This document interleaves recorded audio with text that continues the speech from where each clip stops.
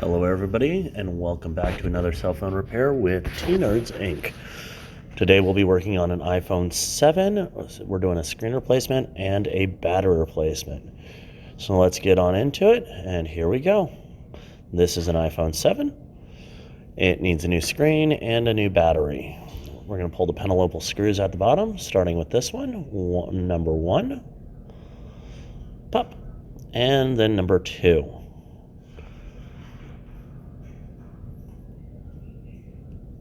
Pop. Now I'm going to try to get this screen open. Might be able to do it with my fingers. It's a little tight. It doesn't seem like such. And come on. Nope. So let's try it with an X-Acto knife. Usually this is best done with an Isesmo or a whale tail.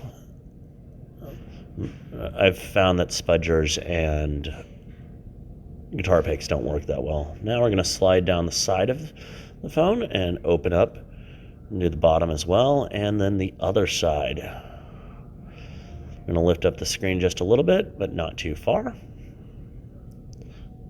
Yes, the phone is still on. Now we're going to remove the LCD plate. There are 4 screws, 1, 2, 3, and 4. Starting with this one, which is the longest of the 4. And we got to remember to keep our hands organized. I mean screws.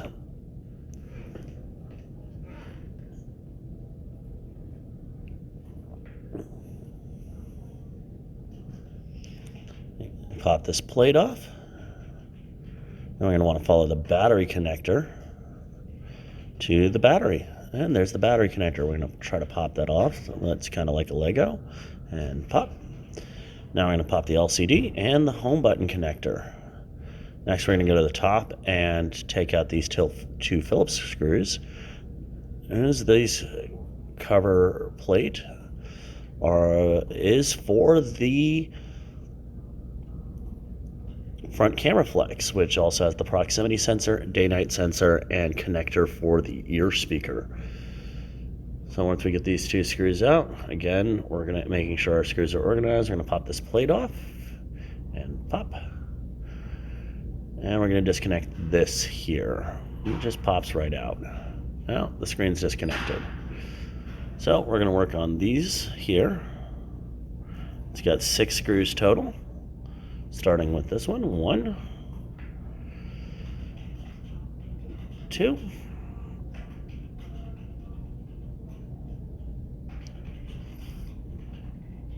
3,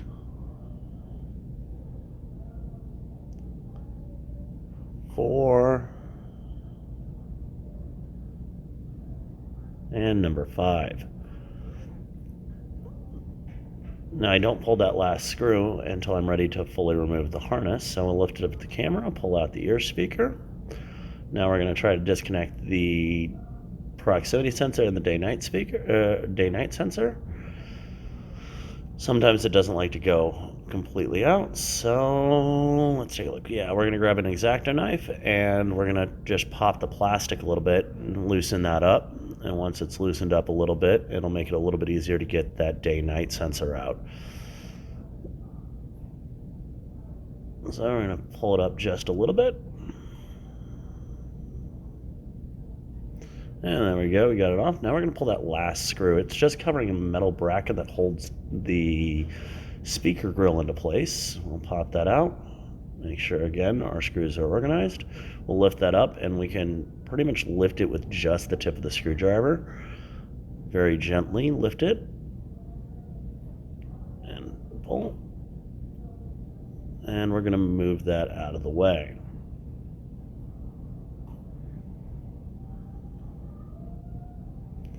Very gently. Now we're going to gently remove the speaker grill from the flex itself, very gently, so we don't tear anything.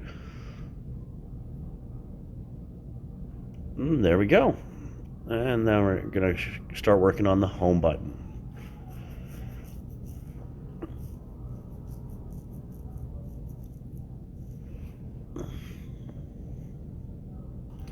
And the home button has 4 screws, and they use the proprietary Y-wing or Y-tip screwdriver.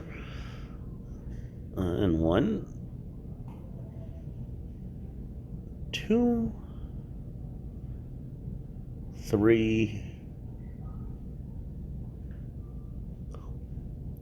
and number 4.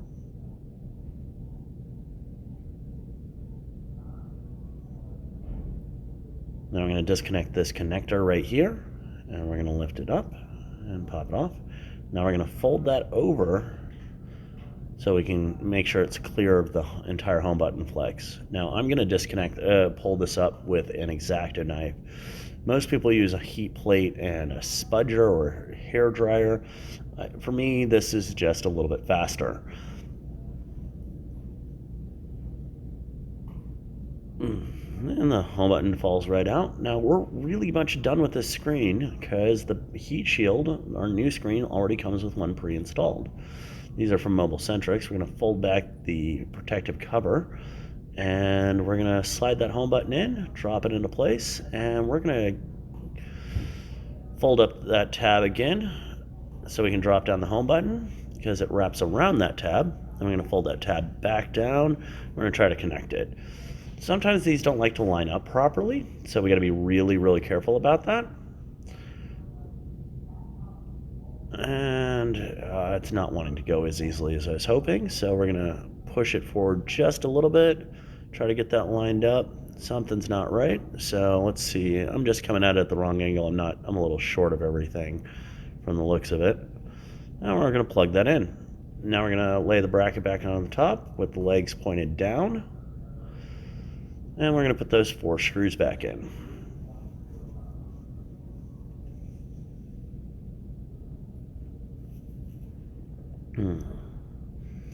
There's simple, pull a screw up, put a screw back in where you got it from. It's pretty straightforward like that.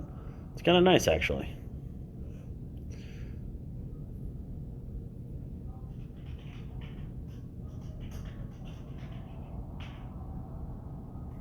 And we got one more screw to go, and come on. There we go.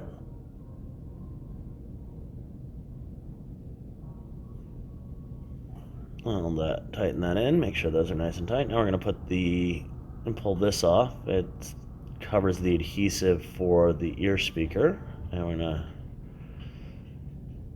to put those contacts in. There's 2 pins that help it all line up. Give it a nice little nudge back into place. Line up the proc sensor and the day-night sensor.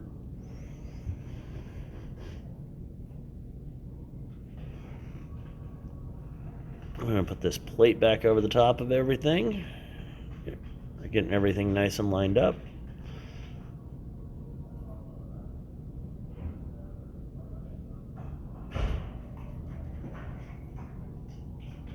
Get these screws in. I'll start with this top right one, which isn't wanting to magnetize my screw. It's a little frustrating, but not the end of the world. It lined up on the screwdriver itself. Slide that right in and tighten it down. I'll go to the next one. And this very much is, if you pulled a screw out of that hole, put it back in that hole.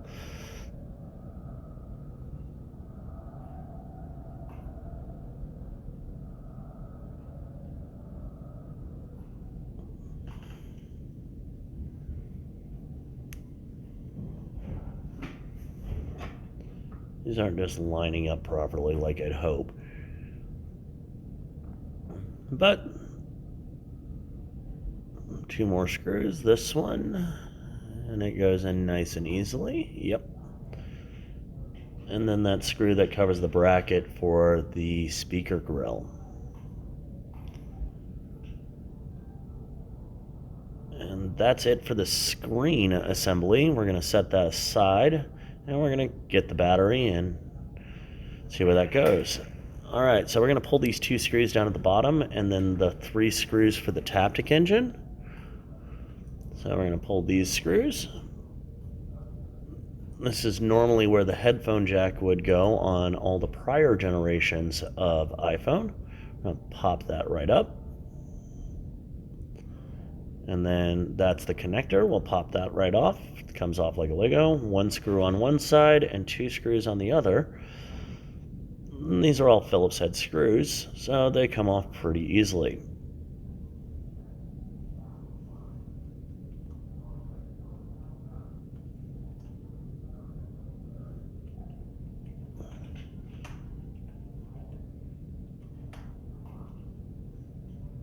And there we go.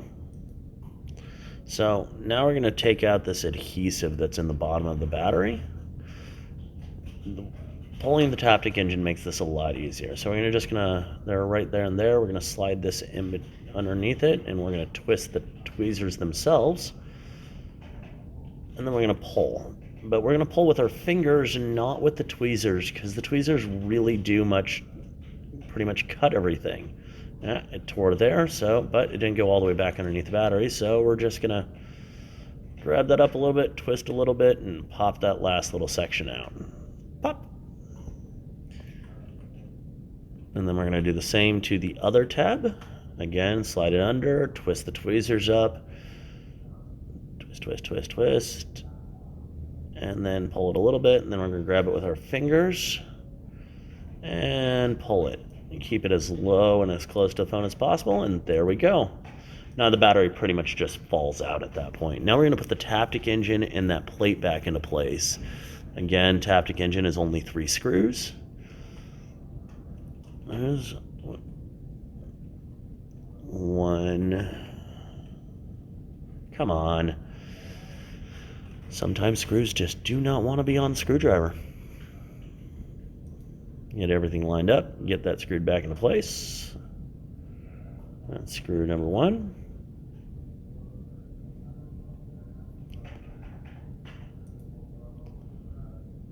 We got to remember that we have to plug that connector back into place. Screw number 2, and here we go into an edit cut. So we've already put the rest of the Taptic engine in place, and now we're putting that plastic piece back into place where we got it from. Pick up these screws, get those tightened into place.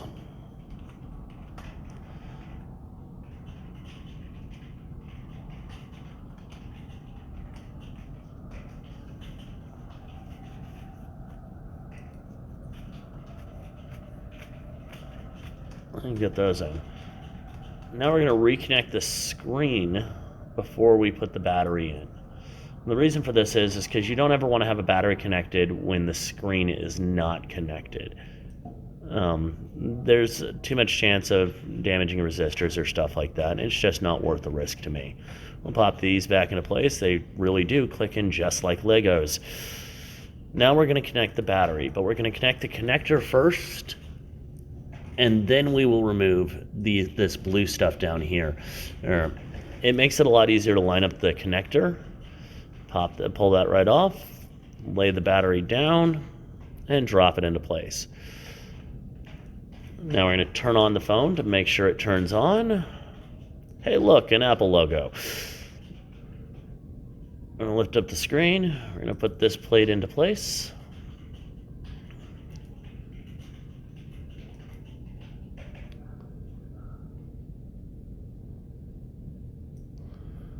And then we got 2 more screws.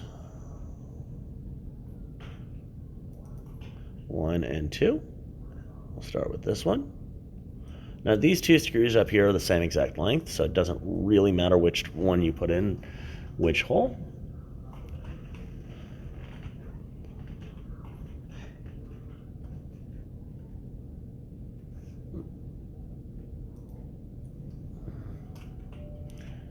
Now we're going to put the LCD cover plate back into place.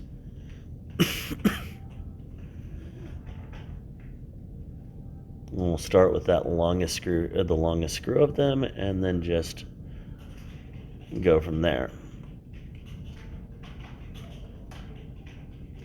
The other 3 screws are also the same exact length on this phone, so we want to make sure that they go in nice and comfortably.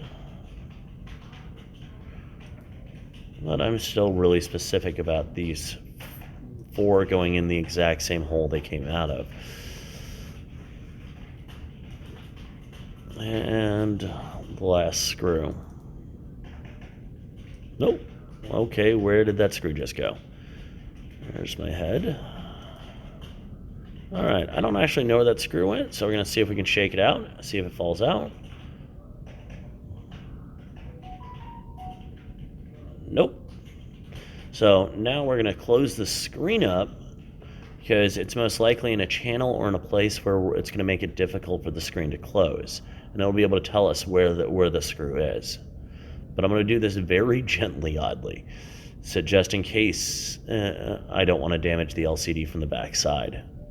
Yep, and it's not closing right there, which tells me it's probably on top of the Taptic engine, which is a giant magnet in this phone. So we're gonna separate the screen just a little bit more, and yep, there it is. Pop it right off, pull the screw out, and toss it back into place.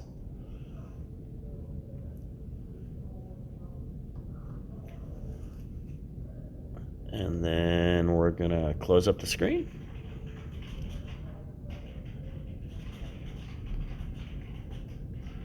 And there we go. Now we're gonna put these two last pentalops in, and as we do that, that's pretty much it for the repair. I want to thank everybody for joining me, and thank you for watching. If you have any questions for me specifically, please put them in the comments, and I will answer them when I get a chance. Remember, it's only as hard as you make it, and happy repairs.